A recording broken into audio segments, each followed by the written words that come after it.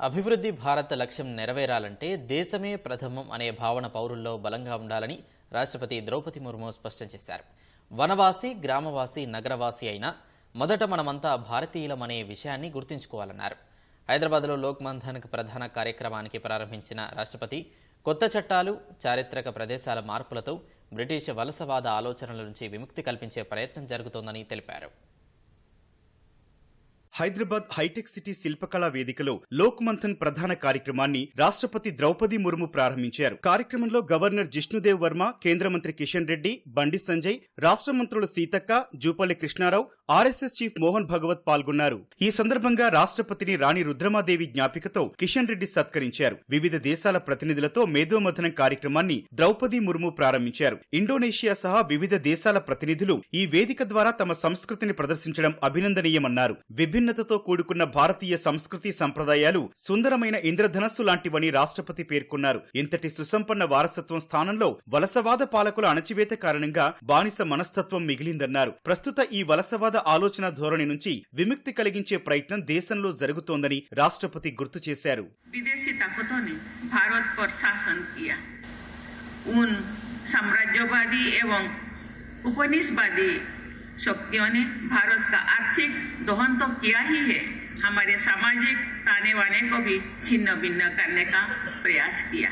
पिछले कुछ वर्षों के दौरान देश में गुलामी की मानसिकता से मुक्त होने के अनेक उदाहरण प्रस्तुत किए गए हैं.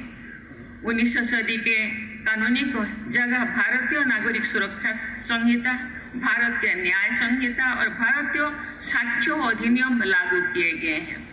दिल्ली में राजपथ का नाम बदलकर कर्तव्य पथ रखा गया है. राष्ट्रपति भवन में दरबार हॉल का नाम बदलकर गणतंत्र मंडप रखा गया है. हम चाहे वनवासी हो, ग्रामवासी हो या नगरवासी हो, सबसे पहले हम सभी भारतवासी हैं. एक विकसित राष्ट्र के निर्माण के लिए सभी देशवासियों में राष्ट्र को सर्वोपरि मानने की भावना का संचार करना अनिवार्य है.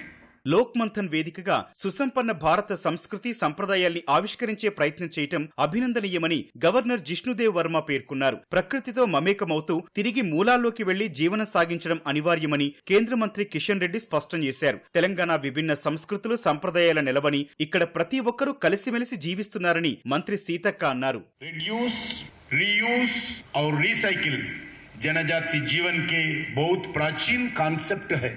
आज हम फिर से उस परंपराओं को जीवंत करने के लिए सभी समाज का जिम्मेदारी है, जरूरत भी है.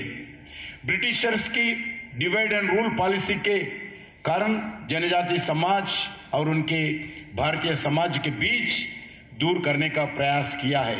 लोक मंथन कार्यक्रम में हम सब मिलकर ऐसी अनेक विषयों पर चर्चा, संवाद और मंथन करने वाले हैं.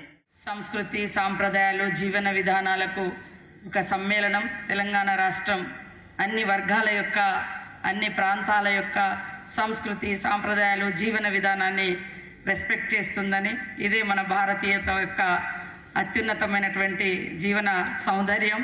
కాబట్టి అందరం కలిసి ఈ భారతదేశాన్ని ప్రపంచంలోనే అత్యున్నతమైనటువంటి దేశంగా తీర్చిదిద్దడం కోసం ఐక్యంగా ముందుకు సాగాలని మనస్ఫూర్తిగా కోరుకుంటూ హృదయపూర్వక స్వాగతం. లోక్ మంథన్ లో భాగంగా శిల్పారామంలో గిరిజన సంప్రదాయ సంగీత వాయిద్యాలను ప్రదర్శనకుంచారు. ముఖ్యంగా ఆదివాసీ, జానపద తదితర వాయిద్య సమూహం ప్రదర్శనలో కొలువు తీరాయి. ఈ ప్రదర్శనను వీక్షించేలా ఈ నెల 24 వరకు శిల్పారామంలోకి విద్యార్థులకు ఉచిత ప్రవేశం కల్పిస్తున్నారు.